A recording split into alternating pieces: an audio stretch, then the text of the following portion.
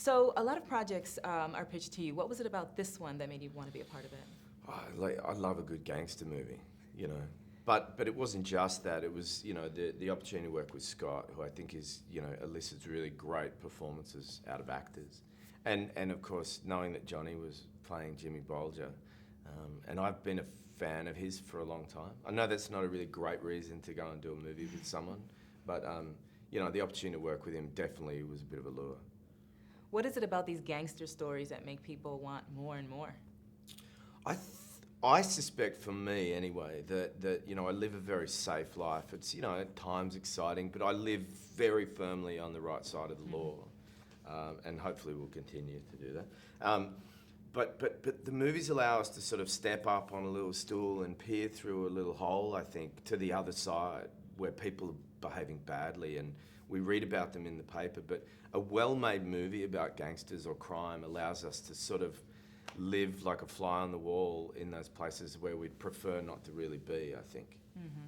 And now this is based on a true story. How do you think that the people in Boston that lived through this era that were affected by this are going to feel when they see it? Well, it's interesting. They'll be able to tell you that in a few days' time, because they're rightfully putting the world premiere in Boston. Look, It's a really tricky thing. I've never been involved in a movie like this that is naming the people, that is showing events, that is presuming to tell at least a truthful version of the story, because you could never tell the whole truth.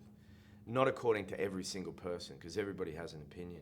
So I can't even presume to say that I've nailed John Connolly. I'd be curious to know what he thinks. But at some point you go, okay, this is truth, but we're also telling a sort of a somewhat fictional version of the true story, in order that you don't put too much pressure on yourself. Mm-hmm. You know? How did you prepare for this? We know you are very strong in this genre of drama, but you transformed physically and also your demeanor completely.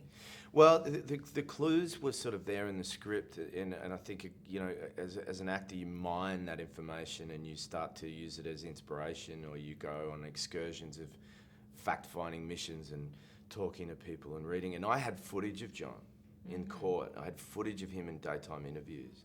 So I could see him walk and hear him talk, and I tried to find my closest version of that. But FBI agents told me the most interesting stuff, that he was an adaptable chameleon type person. You know, he could be whoever he needed to be when he was with certain people, and that he was a peacock. That he would strut around the office in these expensive suits. And the word strut and peacock, I think, sort of gave me some clues, yeah.